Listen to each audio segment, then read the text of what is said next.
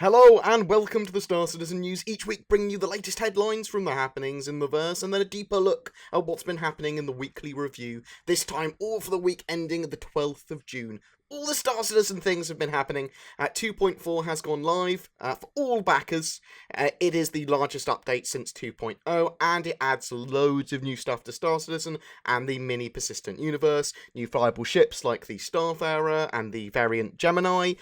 That ship is huge, the biggest ship we've had to date, and the fact it's flyable is insane. There's the hangar-ready Reliant core as well. Those ships are also all now on sale. The Starfarer for $300, the Gemini for $340, and the Reliant core for $65. They have had a up in price since they've been on sale in the past, and this is likely to happen with pretty much any ship that goes hangar-ready, and they're going to go up in price. So if you want to back the game, if you want to get a ship at a cheaper price, then back them before they go hangar ready if you can. Also, you don't need to purchase any of these ships to be part of the game. You just need a game package. You can get all of these in-game once that game goes live. There's also the new Size 3 weapon, the Plasma Shotgun in the Voyager Direct store as well. This is my favourite weapon in the game. It's a Size 3 Plasma Shotgun for your ships. It's absolutely powerful as hell. Well, it allows me to hit anything, even when I'm aiming like a noob. But there's quite a few major additions and changes that the 2.4 patch has done, mainly being persistence and shopping. So in your hangar, you don't have to go to the website anymore to change your hangar or to change your ships that appear in there. All you need to do is log into the game, go to the options menu, and then select what hangar you would like to load into. Go into your hangar, and then once you're in your hangar, you can go up to the little points that appear on the floor or the wall, left click on them, and that will allow you to customize your hangar, place ships, all that sort of jazz. The port mod system, that's what that's called, is basically replacing the holo table as well. So you can go up to a ship after you've placed it. You can left click on the port there, so you can click on a gun, for example, and you can interact that by left clicking and change what weapon is there. Rip in peace, holo table. This is a significantly better system than the holo table was. Significantly. I can't words today. It's very hot. But yeah, these changes are really great. I didn't like the holo table. I don't think anyone did. There will be, I expect, simpler implementation of this as well, other ways of changing the ship loadouts, because this isn't the best implementation of that in my opinion, but we shall see more in the future. Also, all these changes that you make to your ships and your hangar will persist from play sessions, and will also persist in the mini persistent universe. Shopping in general has been added, so Alpha UEC and earnable currency has been added to the mini persistent universe. You can see how much you've got by pressing F1, it appears in the top right of your Moby glass, and you can earn it by completing various missions, some old and some new. You'll also have to pay to get your ship repaired and restocked at the Cryastro service, that sort of stuff as well. There's also scavenging now as well, and you can get a quick buck from that, literally picking up certain items will just give you some Alpha UEC immediately.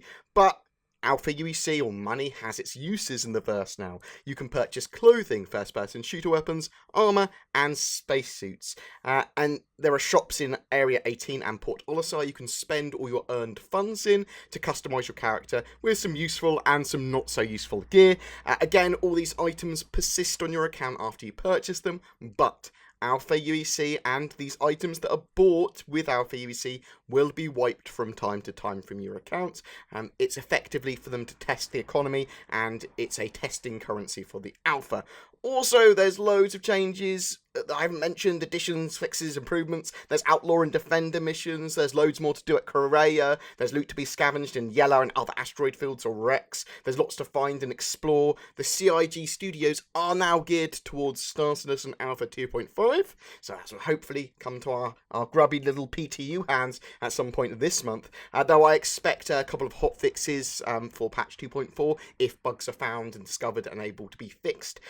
If you would like to know more about some of the changes, because there's controls changes, for example, which will make you go, why have all these controls changed? I've done a video on the controls changes and a quick start guide to patch 2.4. So please check that out, link in the description. I'll also try and put it on the screen somewhere in the top right maybe. There's also guides there to earning some quick alpha UEC too. The Drake Dragonfly space motorcycle, space motorbike, will be going on concept sale with lifetime insurance coming this Friday, the 17th of June. The ship's going to be $35 excluding taxes, but as I said, it will come with that lifetime insurance, and there's going to be a package discounts if you buy just 2. So that's apparently because it has some form of utility. Now, here's some random theories for you. I don't know much about the Drake motorcycle. They haven't given us that much information, but it's possible that you might be able to fire handheld weapons while riding it. I'm not sure if it's going to actually have any weapons, or if it's only going to have like one weapon or something. I expect, well, I'm hoping that it's going to be able to land or dock on the exteriors of pretty much anything. My hope is that you can just land on ships. You can just land on asteroids. You can go, well, I don't need to have a pocket carrier because I can land on anything. Also, it's possible that if you can land on anything, then maybe you can use the engines from like the Dragonfly to help propel stuff. Who knows? I don't know. I'm just giving you some random theories to think about. Tell me what you think is going to happen with the Dragonfly, because they did say that it's going to have some utility and that there'd be a reason you'd want 2 of them probably. So we'll have to talk about that later when we know more, but tell me what you think. Random theories, please. There's also a drawing contest that they're going to choose some winners from. So I'll link that in the description. But it's quite a comical Ben drawing test. So Ben drawings are very bad drawings done in paint. But I'll link that to you. There's some quite hilarious entries on the forums at the moment. So check that out. It's just draw yourself a dragonfly. The worse, the better. There's some other news as well that isn't really headline worthy, but it's worth talking about anyway. The Shubin winners have been announced. They've announced 5 winners who won an Orion and 5 runners-up who won a Prospector. This was like the fluff they did for the Prospector concept sale, where you were supposed to do a little entry into why you should be joining Shubin, like a job application. It's pretty cool. Check there to see if you've won, if you did enter that competition. Also, there's a few little Gamescom details. CIG are going to be at Gamescom. They're sharing a booth with some other company there over the course of 5 days, and they're going to be having gatherings in the evening, and they've suggested that one of those gatherings you'll really want to be at. They're also going to be unveiling a ship in person at one of those gatherings as well, so hopefully that's going to be a new ship, or it could be that they're just going to show off something that we already know about. Who knows?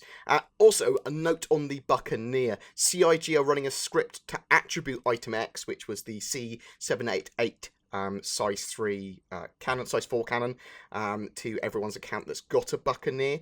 So if you've got any CCU upgrades, make sure you apply them to your ships before the 13th of June. That's on Monday. If you want to get your free C788 ballistic cannon, then afterwards you can melt your Buccaneers, but you need to apply them before that script will get run. You'll get them attributed to your account, and then you'll be able to keep those guns. So let's move on to the weekly review. In 10 for the Developers, episode 13, we had Brian Chambers from the Frankfurt office answering a lot of questions. It's not 10 for the Developers, it was a billion. So I'll take a selection of them. You can watch it. I'll put the links in the description to all these videos, obviously, if you want to know more. But the most poignant answers that he gave were: they're working on procedural planet integration at the moment, they're trying to get the initial bugs out of the way, and they're doing some more work to it before handing it over to the backers.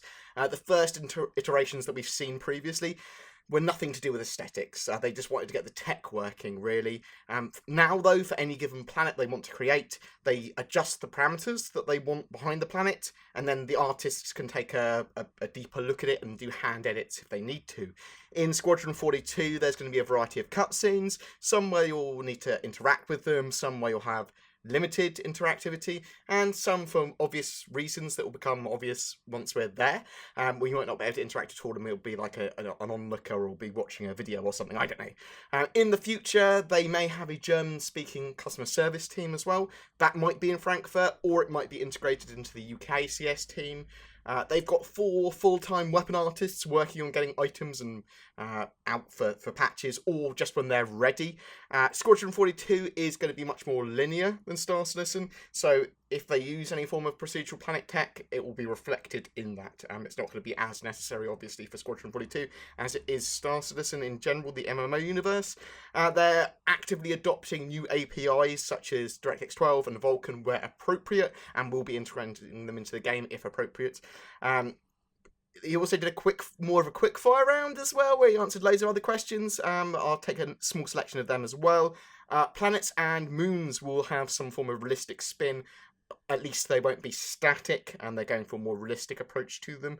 Landing zones and procedural planets will be a mixture of procedural tech and handcrafting to make them look as high quality as possible. Gunfire will not travel indefinitely, so you can't fire from one zone and travel to another and smash a ship or blow up an asteroid. They've got a certain range. And there are also new gameplay systems that they are working on that we haven't even been told about yet. So I'm not sure if they're going to be telling us if they work and then go, we're integrating them with the game, or if it's like something they're holding out for 2 years' time that they're going to do as a major update to the MMA universe. So we'll have to wait and see, but it is all very exciting. Check that one out. I really enjoyed that particular 10 for the developers. In Around the Verse Season 2, Episode 35, we found out a few things that the studios from Around the Verse have been doing. Down in Los Angeles, they've been finishing up the white boxing and moving on to the grey boxing for the Buccaneer. This is very exciting because it's been done very quickly. The Caterpillar interior modules are being modelled as we speak. They've also been working on network stability for 2.4. That was quite a big issue during the PTU. And they've also been working on some planetary interactions. Down in Austin, they've been working on the selling side of the economy now that buying is in 2.4. So they've been working on commodities that will be sellable and tradable. They're also working on a list for that now. They've improved build times and generally made releases and their deployments more efficient too. Down in Foundry 42 UK, they've been working on the pirate or outlaw base there for the mini persistent universe, kind of a spawn point for players that are outlaws. So it's going to be similar in function to Port Olisar, though it's going to feel dirty and less organised and have a different aesthetic to it. But what do you expect from pirates, really? But the pirate versions there of shops and their inventories will be representative of that as well. So they will be different, although they will have similar effects, if not the same effect, just look different.